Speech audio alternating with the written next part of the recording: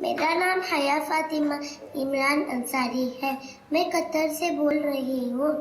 آج کل گھریلو کام کاج کی مصروفیت زیادہ ہو گئی ہے. اب کھانے جدید سے جدید ہو گئے ہیں. ان میں کافی وقت صرف ہو جاتا ہے. ایسے میں اپنے بچوں کی دینی تربیت کیسا کریں؟ اب مصروفیت بڑھ گئی، کھانے کی ڈشیں بڑھ گئیں تو کوکر بھی تو آ گیا نا. پہلے کوکر نہیں ہوتا تھا.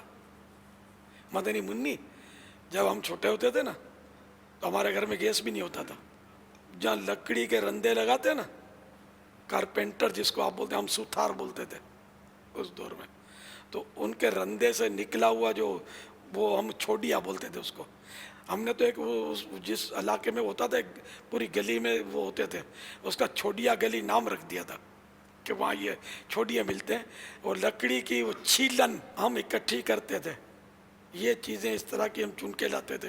پھر وہ پریس جہاں لگتے تھے مشین، تو اس کی کاغذ کی وہ چیریاں ہم بولتے تھے، کاغذ کی چھوٹی چھوٹی وہ کٹنگ کی، یہ پھینک دی جاتی تھی. پہلے اب تو بکتی ہیں، تو یہ اٹھا کے لے آتے تھے اور ہم وہ چولہے میں یہ ڈالتے تھے. اوپر ہماری امی تو وہ کوئلے اوپر رکھ کر نیچے یہ وہ لوہے کی ایک سگڑی بولتے تھے اس کو، چولہا ہوتا تھا، اس میں یہ ٹھونس کے وہ جلا کر اور اوپر سے کوئلے، اس طرح ہم کھانا پکاتے تھے. اتنا مشکل ہوتا تھا اس دور میں.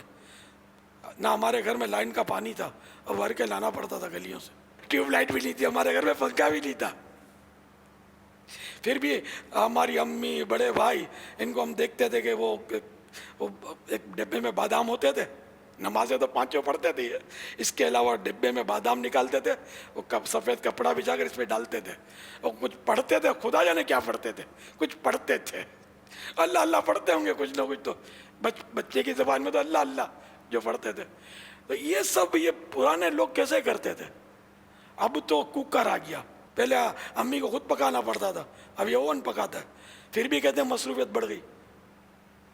بہت جذبہ کم ہو گیا، عبادت کا جذبہ کم ہو گیا، شوق کم ہو گیا. اس لیے لگتا ہے کہ مصروفیت بڑھ گئی. پہلے بھی طرح طرح کے کھانے بنتے تھے. یہ نہیں کہ کباب، سموسے، پکوڑے، یہ کہہ سکتے ہیں کہ جب سے ہوش سنبھالا ہم نے دیکھا ہی ہے کہ یہ بنتے تھے. طرح طرح کے فروٹ آتے تھے. یہ سب ہم نے بچپن سے جب سے آنکھ کھولی دیکھے. یہ سب ہوتا تھا. اور ساتھ میں نمازیں بھی ہوتی تھی، عبادتیں بھی ہوتی تھی. مسجد میں نمازیوں کی بھی اچھی تعداد ہوتی تھی. لیکن اب یہ جو لوگ ہیں نا، یہ اب وہ سوشل میڈیا کے پیچھے، تو گناہوں بھرے چینلز کے پیچھے، اور خدا جانے کن کن چیزوں کے پیچھے پڑ گئے. پہلے تو ٹی وی تھا ہی نہیں نا پاکستان میں. ہم جب چھوٹے تھے ٹی وی کا نام بھی نہیں سنا تھا. یہ تو جب بالغ ہو گئے تو پھر کہیں جا کر وہ ٹی وی کا پتہ چلا کہ بھائی وہ ٹی وی وہ ککری گراؤنڈ میں لگ گیا تھا، پارکوں میں لگایا تھا. ککری گراؤنڈ میں ایک لگ گیا تھا، بلیک اینڈ وائٹ، وہ لوگوں کی بھیڑ جمع ہوتی تھی، اس کو دکھاتے تھے ٹی وی. یہ ہوتا تھا. یہ گھروں میں ٹی وی تو بعد میں آیا. اور اب تو رنگین ٹی وی، اور اب تو دنیا بھر کے واحد پروگرام بھی اب تو دیکھے جا سکتے ہیں. تو یہ اس دور میں یہ مصروفیات نہیں تھی جو اب یہ باطل مصروفیات بڑھ گئیں، غلط مصروفیات بڑھ گئیں. بعض فضول ہیں، بعض گناہ بری مصروفیات ہیں، وہ بڑھ گئی ہیں. اگر یہ ساری مصروفیات چھوڑ دیں تو عبادت کے لیے وقت ہی وقت ہے. اور بھلے وہ روز کی 12 ڈشیں بھی اگر امی بناتی ہے اپنے بچوں کے ابو کو خوش کرنے کے لیے تو ثواب ملے گا. واللہ تعالی اعلم ورسولہ اعلم عز وجل وصلی اللہ تعالی علیہ وآلہ وسلم. صلو علی الحبیب صلی اللہ تعالی علی محمد. آپ مسلمان کو غیر مسلموں کے کردار سے تو تقابل نہ کرے. غیر مسلم کا اور مسلمان کا تو کوئی تقابل ہے ہی نہیں. مسلمان کی سب سے بڑی فضیلت یہی ہے کہ وہ مسلمان ہے. اس سے بہتر تو اس میں اور کیا مطلب آپ تقابل کے لیے بات لائیں گے. ہاں، آپ مسلمان کا عملی حوالے سے اگر کوئی تقابل کرنا چاہتے ہیں تو آپ قرآن اور حدیث اور شریعت کے احکام سے کریں. نو ڈاؤٹ یہی ہمارا معیار ہے. اور اگر کفار نے کوئی عمدہ انداز اختیار کیا ہے تو اس سے کئی عمدہ انداز ہیں جو اسلام کے بتائے ہوئے طریقے کار ہیں جو ہمیں اختیار کرنے چاہیے تھے. ہماری بھی عملی ہے. اور ایک ہوتا ہے ظاہری خوبصورتی. کفار کے تو کئی انداز ایسے ہیں جو بناوٹی ہیں، دگوسلے ہیں، دکھانے کے کچھ اور ہیں. ورنہ آج کل جیسے کہ عورتوں پر ظلم و ستم کی جو باتیں عموماً مشہور ہوتی ہیں، میں نے خود مضامین پڑھے ہیں اس وقت بھی انگریزوں کے ممالک کے اندر، کفار کے ممالک میں عورت کے ساتھ سب سے زیادہ زیادتی عورت کے ساتھ کی جاتی ہے. آئے دین مارے جاتی ہیں، آئے دین ان کے ساتھ برائی ہوتی ہے، آئے دین ان کے ساتھ گڑبڑ ہو رہی ہوتی ہے. یقین نہیں آتا تو آپ کسی بھی سمجھدار آدمی سے معلوم کر سکتے ہیں. یہ میں نے خود مضامین پڑھے ہیں، مضامین پڑھے. ہمارے یہاں تو کچھ بھی نہیں ہے، اور جو کرتے ہیں ان کے پاس اسلام اور دین کی معلومات نہیں ہے. بالکل درست ہے کہ غیرت کے نام پر جو عورتوں پر ظلم کیا جاتا ہے اس کی اسلام اجازت نہیں دیتا. جو انہیں مارا جاتا ہے، بلا وجہ پیٹا جاتا ہے، ظلم و ستم کیا جاتا ہے، اس کی اسلام ہمیں اجازت نہیں دیتا. لیکن جو تقابل کیا جاتا ہے نا، اور کمپیریٹیولی بات کی جاتی ہے، پھر انڈیپینڈنسی اور ایکویلٹی کی بات کی جاتی ہے، آزادی اور برابری کی جو بات کی جاتی ہے، یہ سب کے سب ایسی باتیں ہیں کہ جنہیں اختیار کر کے مغربی ممالک آج بھی پچھتا رہے. وہاں کی عورتیں آج بھی ظلم و ستم کا شکار ہیں. ان کی عورتیں آج بھی بازاروں میں گھوم پھر رہی ہوتی ہیں، اور مرد جوا کھیل رہے ہوتے ہیں، ان کے شرابیں پی رہے ہوتے ہیں، اور گھر میں بیٹھ کر زندگی گزار رہے ہوتے ہیں. ان کی عورتیں ان کو کما کما کر کھلا رہی ہوتی ہیں، ان کی بچیاں ان کو کما کما کر کھلا رہی ہوتی ہیں. ارے اس مردار پہ کیا لالچا یا دنیا دیکھی والی ہے. تو مسلمان کا تقابل غیر مسلم کے طور طریقے سے کبھی بھی مت کریں. ہاں آپ ہمارا تقابل کریں. اسلام اور دین کی باتیں ہمیں سرکار صلی اللہ تعالی علیہ وسلم کی سیرت کے مطابق اپنی سیرت کا جائزہ لینا ہے کہ ہمارے لیے رول ماڈل سرکار صلی اللہ تعالی علیہ وسلم کی سیرت ہے. سرکار صلی اللہ تعالی علیہ وسلم نے اپنے صحابہ کرام علیہم الرضوان کو اپنے غلاموں کے لیے رول ماڈل بنایا ہے کہ ان کی پیروی کرو. اللہ تعالیٰ نے اپنے پیارے حبیب صلی اللہ تعالی علیہ وسلم کو ہمارے لیے پیروی کے لیے عطا فرمایا کہ ان کی پیروی کی جائے. ہم ان سے اپنا تقابل کریں گے نا کہ ان کی سیرت کے مطابق ہماری سیرت کتنی سانچے میں ڈھلی ہوئی ہے، سنتوں کے سانچے میں ڈھلی ہے، سیرت صحابہ کے سانچے میں ڈھلی ہے. یہ دیکھنا ہے. یہ جو بندوں کے حقوق ہم کہتے ہیں اور حقوق اللہ، اللہ کے حقوق، کیا سرکار دو عالم صلی اللہ علیہ وسلم کے بھی حقوق علماء نے بیان فرمائے؟ نبی کریم صلی اللہ تعالی علیہ وآلہ وسلم کے حقوق یقینی طور پر علماء نے بیان فرمائے ہیں. اور آقا کریم صلی اللہ علیہ وآلہ وسلم کی ذات مبارکہ کے حوالے سے بھی ہر مسلمان یہ سمجھتا ہے کہ ہمارے اوپر آپ کے کچھ حقوق ہیں. سبحان اللہ.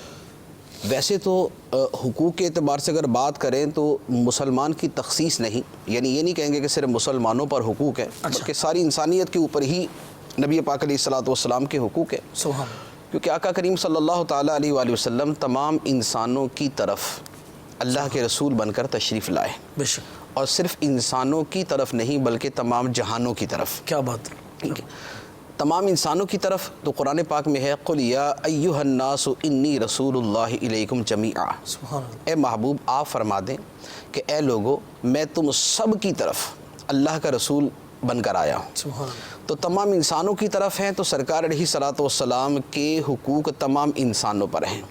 جب کسی بادشاہ کا ایک نائب آتا ہے تو وہ نائب ان تمام لوگوں پر بادشاہ کا نائب ہوتا ہے جن کی طرف اسے نائب بنا کر بھیجا گیا ہوتا ہے. نبی پاک علیہ الصلوۃ والسلام جب تمام انسانوں کی طرف اللہ کے رسول ہیں، اللہ کے نائب ہیں، تو تمام انسانوں پر ہی آپ کی بات ماننا لازم ہو جاتا ہے اور آپ کے حقوق لازم ہو جاتے ہیں. سبحان اللہ. اچھا، تمام چیزوں کے اوپر بھی نبی پاک علیہ الصلوۃ والسلام کے حقوق ہیں. جیسے مثال کے طور پہ آپ کا حق یہ جانوروں پر بھی ہے کہ وہ آپ کی تعظیم کریں. اللہ اللہ. آپ کا حق احد پہاڑ پر تھا کہ آپ سے محبت کریں. کیا بات ہے. کیا بات. آپ کا حق درختوں پر تھا کہ آپ پہ سلام پیش کریں. کیا بات. آپ کے حکم کو تسلیم کریں، آپ کے حکم پہ چل کے آپ کی بارگاہ میں آ جائیں. سبحان اللہ. تو یوں اس اعتبار سے اچھا، اسی طرح آپ کا حق تھا کہ آپ اشارہ کریں تو چاند دو ٹکڑے ہو جائے. سبحان اللہ. آپ کا حق تھا کہ آپ اپنے ہاتھوں کو بلند کریں تو بادل برسنا شروع ہو جائیں. سبحان اللہ. آپ کا حق تھا بادلوں کے اوپر کہ آپ دوبارہ اشارہ کریں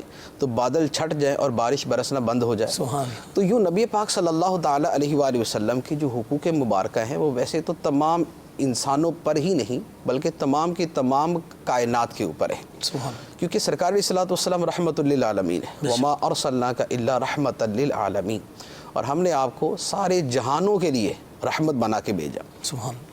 جب سارے جہانوں کے لیے رحمت ہیں تو حضور کی رحمت جب سب کے لیے ہوئی تو سب کے اوپر آگے سے شکریہ ادا کرنا اور احسان مندی کا مظاہرہ کرنا تو ضروری ہو جائے گا۔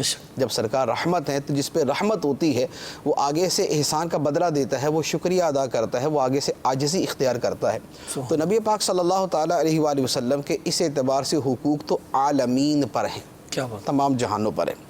غم فرقت رلا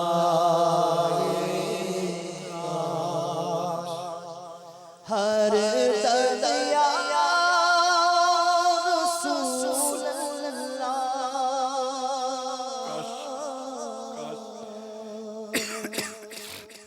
غم فرقت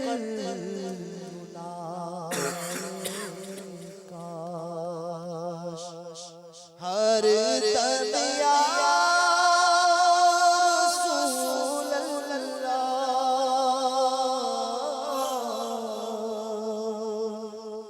رہو ہر وقت میں بادی دائے نم یا رسول اللہ،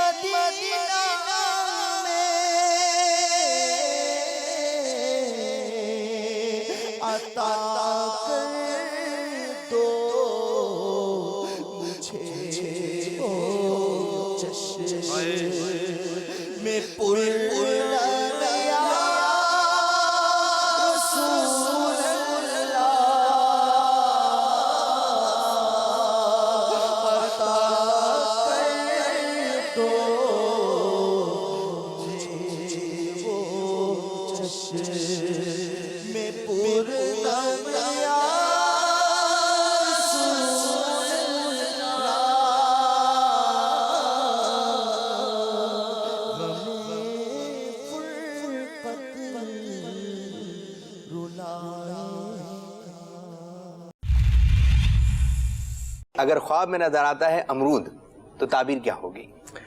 امرود بڑا ہی پیارا ایک پھل ہے اور ہمارے ہاں پاکستان میں اگر بات کریں تو کثرت کے ساتھ پایا جاتا ہے۔ اچھا، اس کے بڑے دلچسپ نام بھی بعض علاقوں میں مختلف لیے جاتے ہیں۔ بعض علاقوں میں اس کو جام کہا جاتا ہے اور بعض اوقات جو ہے اس کا نام زیتون بھی سننے میں آیا ہے، جبکہ زیتون ایک الگ پھل ہے، لیکن بہرحال بعض علاقوں کے اندر یہ نام بھی اس کے سنے گئے ہیں۔ لیکن بچہ بچہ امرود کے نام سے واقف ہے، بڑے بھی پسند کرتے ہیں، تو ہر عمر کا شخص جو ہے وہ اس کو بڑا ہی لائک کرتا ہے۔ تو امرود کی جو ایک عمومی تعبیریں ہیں، اگر تو امرود کھایا شیریں ہے، اس کا ذائقہ میٹھا ہے، بڑا اچھا ہے، لذیذ ہے، تو یہ اس بات کی علامت ہے کہ خواب دیکھنے والے کو اللہ تبارک و تعالی مال حلال عطا فرمائے گا. رزق حلال کی یہ دلیل ہے, اس کے رزق میں وسعت ہوگی اور جو وسعت ہے وہ اس کے حلال مال کے اندر ہوگی. تو بڑا اچھا ہے اس کا تعبیری اعتبار سے دیکھنا.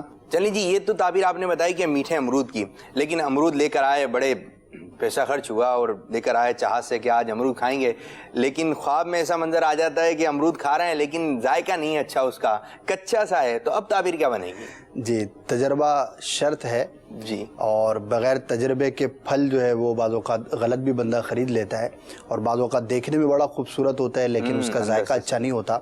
تو خواب میں اگر کوئی شخص ایسا امرود کھاتا ہے کہ جو کچا ہے, اس کا ذائقہ اچھا نہیں ہے, شیریں نہیں ہے, میٹھا نہیں ہے, تو یہ غم کی علامت ہے, اور بعض اوقات یہ بیماری کے حملہ کرنے کی بھی نشانی ہوتی ہے. تو اگر کوئی شخص اس طرح کا امرود خواب کے اندر کھائے یا دیکھے تو اسے چاہیے کہ بیماری سے حفاظت کے لیے اہتمام کرے, اللہ تبارک و تعالیٰ کی بارگاہ میں بیماریوں سے حفاظت کے لیے, بچاؤ کے لیے دعا کی کثرت بھی کرے, تاکہ اس خواب کے برے اثر سے وہ شخص محفوظ رہ سکے. بھائی ہم تو یہی کہیں گے, اگر ہمارے خواب میں امرود نظر آئے تو میٹھا میٹھا پیارا پیارا ہی نظر آئے.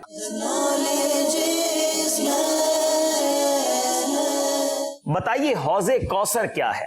حوض کوثر یہ نبی کریم رؤوف الرحیم صلی اللہ تعالی علیہ وآلہ وسلم کو اللہ تبارک و تعالی نے عطا فرمایا ہے, اور اس کی جو چوڑائی ہے وہ 1 ماہ کی مسافت کے برابر ہے, اور جنت سے 2 پرنالے اس حوض کوثر میں گرتے ہیں. اور حوض کوثر کا جو پانی ہے دودھ سے زیادہ سفید, شہد سے زیادہ میٹھا ہے, اور اس حوض کوثر کے کناروں پر ستاروں کی تعداد کے برابر کوزے رکھے ہوئے ہیں, اور پل صراط سے اترنے کے بعد اور جنت میں داخل ہونے سے پہلے یہ امتی حضور علیہ الصلوۃ والسلام کے ہاتھوں سے آب کوثر کے جام بھر بھر کر پینا نصیب ہوگا. یہ کتنا پیارا حوض ہے, کتنا پیارا یہ یوں سمجھے مشروب ہے, جس کے بارے میں احادیث میں مفہوم ملتا ہے جو ایک بار پی لے گا کبھی پیاسا نہ ہوگا. یہ حوض کوثر نبی پاک علیہ الصلوۃ والسلام کو عطا ہوا. مزید تفصیل اگر آپ پڑھنا چاہیں تو احیاء العلوم کی جلد 1 میں موجود ہے. مسلمانوں کو پل صراط پار کرنے کے بعد اور دخول جنت سے پہلے اس حوض کا مشروب پینا نصیب ہوگا, جسے اس کا 1 گھونٹ بھی پینے کو مل گیا وہ کبھی پیاسا نہ ہوگا. اس حوض کی چوڑائی 1 مہینے کی مسافت ہے. اس کا پانی دودھ سے زیادہ سفید اور شہد سے زیادہ میٹھا ہے. اس کے کناروں پر ستاروں کی تعداد سے بھی زیادہ کوزے رکھے ہوئے ہیں. جنتی چشمہ کوثر سے 2 پرنالے اس حوض میں آتے ہیں. جواب بالکل درست ہے.